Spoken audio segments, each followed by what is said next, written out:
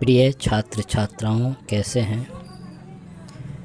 मैं डॉक्टर धर्मेंद्र कुमाराम, सहायक प्राचार्य इतिहास, लक्ष्मी नारायण रामेश्वर संस्कृत महाविद्यालय, जयदेव पट्टी, दरभंगा।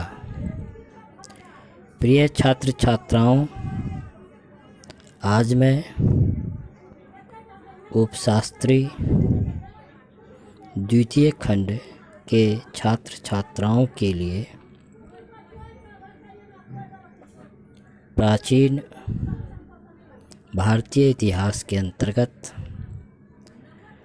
प्राचीन भारतीय इतिहास को जानने के विभिन्न स्रोतों पर चर्चा करेंगे। प्रिय छात्रों, अध्ययन की सुविधा की दृष्टि से प्राचीन भारतीय इतिहास के स्रोतों को मुख्य रूप से दो भागों में बांटा जा सकता है।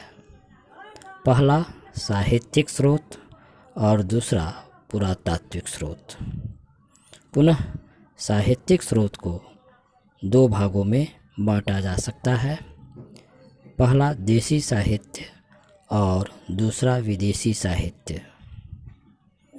देशी साहित्य के भी दो भाग हैं, धार्मिक साहित्य और दूसरा धर्मनिरपेक्ष साहित्य। अब हम लोग साहित्यिक स्रोत के अंतर्गत धार्मिक साहित्य, प्राचीन भारतीय इतिहास के जानने के प्रमुख स्रोत पर चर्चा करेंगे। देशी साहित्य में सर्वप्रमुख स्थान धार्मिक साहित्य का है और इसके अंतर्गत ब्राह्मण ग्रंथ, बौद्ध और जैन धर्मों से संबंधित अनेक ग्रंथों की रचना प्राचीन भारत में हुई, जो हमें प्राचीन भारतीय इतिहास के विस्तृत जानकारी के लिए महत्वपूर्ण प्रकाश डालते हैं। ब्राह्मण धर्म ग्रंथ के अंतर्गत चारों वेद जैसे ऋग्वेद, यजुर्वेद, सामवेद, अथर्ववेद तथा ब्राह्मण ग्रंथ आरण्यक, उपनिषद, स्मृति, पुराण और रामायण तथा महाभारत इत्यादि आते हैं।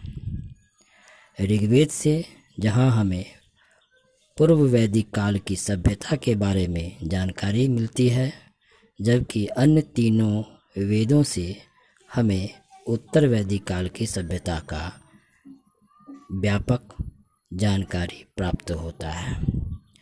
दूसरे शब्दों में कहा जाए तो ऋग्वेद से हमें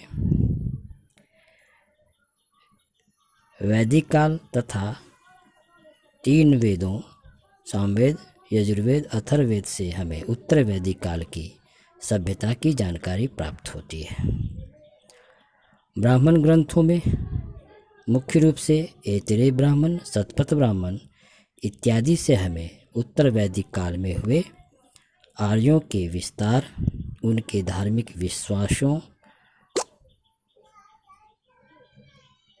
तथा कर्मकांडों की पद्धतियों के बारे में जानकारी प्राप्त होता है।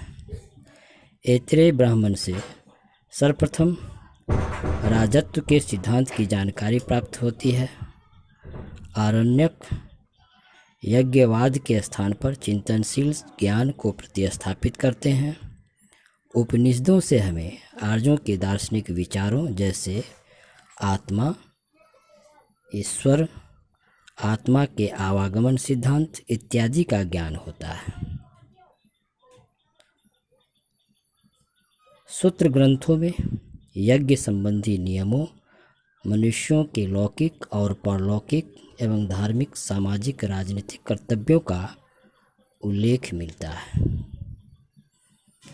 स्मृतियों में मुख्य रूप से मनुस्मृति, याज्ञवल्क स्मृति, नारद स्मृति इत्यादि से हमें सामाजिक धार्मिक व्यवस्था पर महत्वपूर्ण जानकारी प्राप्त होती है। स्मृतियों के अंतर्गत उल्लेखित नियमों को कानून का दर्जा दिया गया है।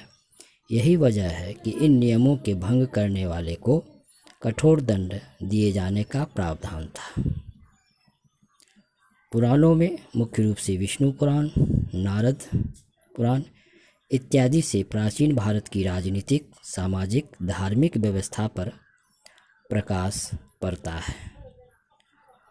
पुराणों में संकलित राजवंशावलियों से प्राचीन राजवंशों के इतिहास के विषय में जानकारी मिलती है। मौर्य वंश के लिए विष्णु पुराण, सातवाहन वंश के लिए मत्स्य पुराण तथा गुप्त वंश के लिए वायु पुराण की जानकारी बेहद महत्व रखता है। धार्मिक ग्रंथ के अंतर्गत महाकाव्यों में रामायण, महाभारत से प्राचीन भारत के सांस्कृतिक पहलुओं पर विशेष तौर पर प्रकाश पड़ता है।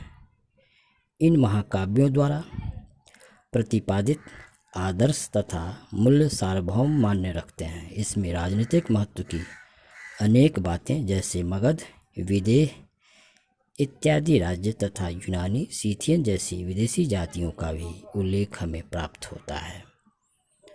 तो बच्चों, अभी हम प्राचीन भारतीय इतिहास के अंतर्गत साहित्यिक स्रोत के अंतर्गत धार्मिक साहित्य पर चर्चा किए।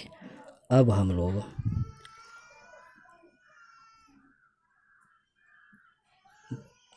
बौद्ध साहित्य जो बौद्ध साहित्य के संदर्भ में, ये बौद्ध साहित्य भी प्राचीन भारतीय इतिहास के जानने के प्रमुख स्रोतों में से एक माने जाते हैं, इसके संदर्भ में चर्चा करेंगे। ब्राह्मण धर्म ग्रंथों की तरह बौद्ध धर्म ग्रंथ भी इतिहास के पुनर्निर्माण में बहुमूल्य योगदान देते हैं। प्राचीनतम बौद्ध ग्रंथ त्रिपिटकों में सूत पिटक, विनय पिटक, अभिधम्म पिटक से बौद्ध संघों के संगठन, नियमों और उनके धार्मिक विश्वासों की जानकारी हमें प्राप्त होती है। बौद्ध ग्रंथ अंगुत्तर निकाय में 6ठी शताब्दी ईसा पूर्व के 16 महाजनपदों का उल्लेख मिलता है। वहीं दीपवंश और महावंश बौद्ध ग्रंथ पाली भाषा में लिखे गए हैं। दीपवंश और महावंश से लंका के राजवंशों के अतिरिक्त तत्कालीन भारत के राजनीतिक, सामाजिक एवं धार्मिक स्थितियों के विषय में महत्वपूर्ण जानकारी हमें प्राप्त होती है। बौद्ध ग्रंथों में ही जातक कथाओं से ईसा पूर्व 5वीं सदी से 2री सदी तक की सामाजिक आर्थिक दशा की जानकारी हमें प्राप्त होती है। इन जातकों से गणतंत्रों, नागरिक जीवन, तत्कालीन प्रशासनिक व्यवस्था, दासों की क्या स्थिति थी, व्यापार वाणिज्य के प्रचार प्रसार इत्यादि पहलुओं की महत्वपूर्ण जानकारियाँ हमें प्राप्त होती है। अन्य प्रमुख बौद्ध साहित्यों में अशोकावदान, बुद्ध चरित, ललित विस्तर, दिव्यावदान एवं मिलिंद पन्नु प्रमुख हैं। मिलिंद पन्नु की रचना नागसेन, जो बौद्ध भिक्षु थे, जिसमें इंडो ग्रीक शासक मिनांडर तथा बौद्ध धर्म को अपनाए जाने की सूचना है। मिलिंद पन्नु एक ऐसे बौद्ध ग्रंथ थे जिसमें मिनांडर के द्वारा नागसेन से पूछे गए तार्किक प्रश्नों के उत्तर दिए जाने पर मिनांडर, जो ग्रीक शासक था, प्रभावित होकर बौद्ध धर्म को अपना लिया था। बौद्ध साहित्य के पश्चात अब हम लोग प्राचीन भारतीय इतिहास के जानने की जो प्रमुख साहित्यिक स्रोत हैं वह जैन साहित्य। जैन साहित्य के जितने भी ग्रंथ हैं वह प्राकृत भाषा में लिखी गई है। प्रमुख जैन ग्रंथ हैं कल्पसूत्र, भगवती सूत्र, परिशिष्ट पर्व, आदि पुराण इत्यादि। इन ग्रंथों से प्राचीन भारत की राजनीतिक, सामाजिक एवं धार्मिक व्यवस्था की जानकारी हमें मिलती है। परिशिष्ट पर्व तथा भद्रबाहु चरित्र से चंद्रगुप्त मौर्य के संदर्भ में जानकारी प्राप्त होती है। वहीं भगवती सूत्र से महावीर के जीवन और अन्य समकालीनों के साथ उनके संबंधों का बड़ा ही रोचक विवरण हमें प्राप्त होता है। बच्चों, अब हम लोग प्राचीन भारतीय इतिहास के जानने के साहित्यिक स्रोतों में दूसरा धर्मनिरपेक्ष साहित्य पर चर्चा करेंगे। धर्मनिरपेक्ष साहित्य के अंतर्गत पाणिनि, जो बहुत बड़े संस्कृत व्याकरणाचार्य थे, पाणिनि की रचना अष्टाध्यायी, कौटिल्य का अर्थशास्त्र, विशाख दत्त का मुद्रा राक्षस, कालिदास की रचना मालविकी ज्ञानमित्रम, वानभट्ट की रचना हर्षचरित, विल्हन की रचना विक्रमांक देवचरित, गार्गी संहिता इत्यादि शामिल है। जहाँ कौटिल्य के अर्थशास्त्र से हमें मौर्यकालीन सामाजिक, आर्थिक, राजनीतिक दशा पर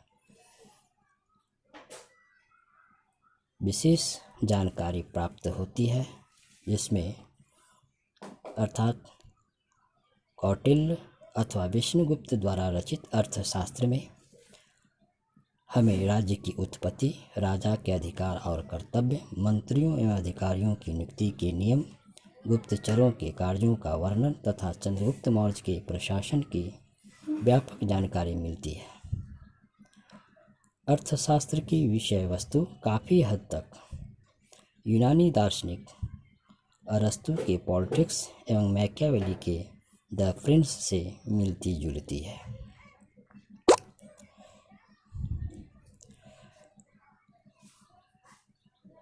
मालविकाग्निमित्रम से शुंगकालीन इतिहास एवं भारत पर यवन आक्रमण और यवनों के पराजय के संदर्भ में जानकारी प्राप्त होती है। हर्षचरित से हर्षकालीन सभ्यता, संस्कृति एवं राजनीतिक जीवन की झांकी हमें प्राप्त होती है।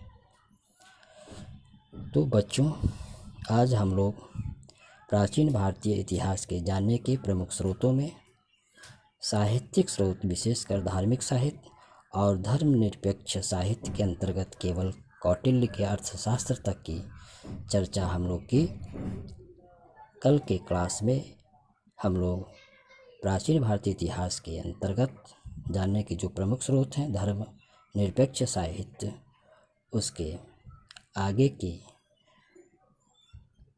स्रोतों पर हम लोग चर्चा करेंगे। धन्यवाद।